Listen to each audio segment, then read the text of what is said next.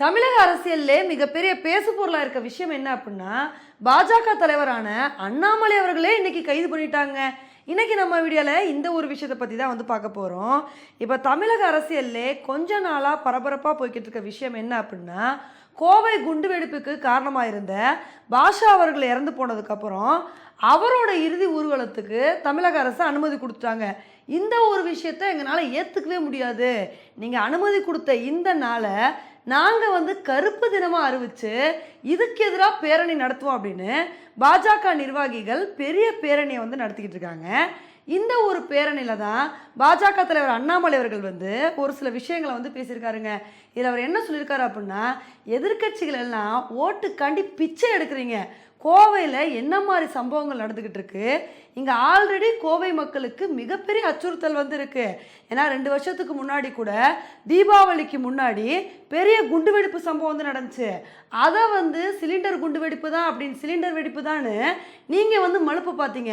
ஆனால் அதுக்கப்புறம் நாங்கள் தான் இந்த விஷயத்தை வந்து கொஞ்சம் சீரியஸாக பார்த்து உண்மையிலே என்ன நடந்துச்சு அப்படின்றத வெளியே கொண்டு வந்தோம்.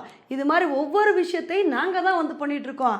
ஆனால் நீங்கள் என்ன பண்ணிகிட்டு இருக்கீங்க, குற்றவாளிகளுக்கு அவங்கள வந்து கௌரவப்படுத்துறது, அவங்கள வந்து பெருமைப்படுத்துறதுன்னு இது மாதிரி விஷயத்தையே பண்ணிகிட்டு இருக்கீங்க. இதையெல்லாம் பார்க்கும்போதே தெரியுது நீங்கள் ஓட்டுக்காண்டி பிச்சை எடுக்கிறீங்கன்னு. இது மாதிரி எதிர்க்கட்சிகளை வந்து விமர்சனம் பண்ணியிருக்காரு. இதில் கூட நாம் தமிழர் கட்சியோட தலைவர் சீமான் அவர்கள் வந்து பாஷா அவர்களை அப்பான்னு வந்து சொல்லியிருந்தாரு. இதுக்கு அண்ணாமலை அவர்கள் என்ன சொல்லியிருக்காரு அப்படின்னா, அவரை போய் அப்பான்னு சொல்கிறீங்களே, அந்த குண்டுவெடிப்பு சம்பவத்தில் இறந்த 58 பேருக்கு அப்பா கிடையாதா, எப்படி உங்களால் இந்த மாதிரிலாம் பேச முடியுதுன்னு இது மாதிரி சீமான் அவர்களை வந்து விமர்சனம் பண்ணியிருக்காரு. அதே மாதிரி பாஷா அவர்கள் இறந்ததுக்கப்புறம் திருமாவளவன் அவர்கள் வந்து பாஷாவுக்கு வீர வணக்கம்லாம் வந்து சொல்கிறாரு. இதையெல்லாம் வந்து பார்க்கும்போதே தெரியுது இவங்க எவ்வளோ கேவலமாக அரசியல் பண்ணிட்டு இருக்காங்கன்னு. அண்ணாமலை அவர்கள் வந்து இந்த ஒரு விஷயத்துக்கு கடுமையான விமர்சனத்தை வந்து முன் வச்சிருந்தாருங்க. இப்போ இவர் இந்த மாதிரிலாம் பேசினதுக்கு அப்புறம் தான் அண்ணாமலை அவர்களை வந்து கைது பண்ணியிருக்காங்க. இதுக்கான காரணம் என்ன சொல்லியிருக்காங்க அப்படின்னா, இவர் வந்து அனுமதி இல்லாமல் போராட்டத்தில் வந்து ஈடுபட்டார், அதனால தான் இவர் உட்பட நிறைய பாஜக நிர்வாகிகளை வந்து அரெஸ்ட் பண்ணியிருக்கோம் அப்படின்னு இந்த ஒரு விஷயம் சம்மந்தமாக விளக்கம் வந்து கொடுத்துருக்காங்க. கண்டிப்பாக இவரை என்ன தான் அரெஸ்ட் பண்ணாலும் இவரை வந்து கொஞ்ச நேரம் மண்டபத்தில் வச்சுட்டு அதுக்கப்புறம் வந்து ரிலீஸ் பண்ணிடுவாங்க. இதில் என்ன காமெடியான விஷயம் என்ன அப்படின்னா, இதை பற்றி அண்ணாமலை அவர்களே இந்த ஒரு ஸ்பீச்லேயே வந்து சொல்லியிருக்காருங்க. நாங்கள்லாம் வந்து அமைதியை விரும்புகிறவங்கப்பா, நாங்கள் பேசி முடிச்சுட்டு இங்கே நிற்கிறோம், நீங்கள் என்ன பண்ணுவீங்க, வழக்கம் போல் அரசு தானே வந்து பண்ணுவீங்க, எங்களை வந்து அரெஸ்ட் பண்ணிக்கோங்க, அரெஸ்ட் பண்ணி மண்டபத்தில் தானே அடிக்க போகிறீங்க, நீங்கள் பாட்டுக்கு அடைச்சிக்கோங்க.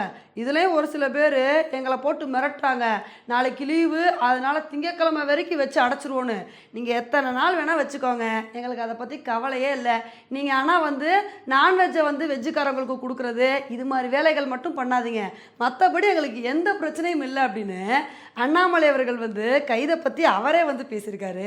இப்போ இந்த ஒரு விஷயத்துக்கு பாஜகவோட ஆதரவாளர்கள் என்ன கேள்வி எழுப்புறாங்க அப்படின்னா, ஏன்பா குண்டுவெடிப்பு சம்பவத்துக்கு காரணமாக இருந்தவரை தியாகி மாதிரி தூக்கி வச்சு கொண்டாடுறீங்க, அதை எதிர்த்து கேள்வி கேட்டவரை போய் அரெஸ்ட் பண்ணியிருக்கீங்களே, இதெல்லாம் நியாயமாக தெரியுதா, இதுதான் உங்களோட அரசியலான்னு இது மாதிரி நிறைய பேர் கேள்வி எழுப்பிட்டு வந்துட்டு இருக்காங்க.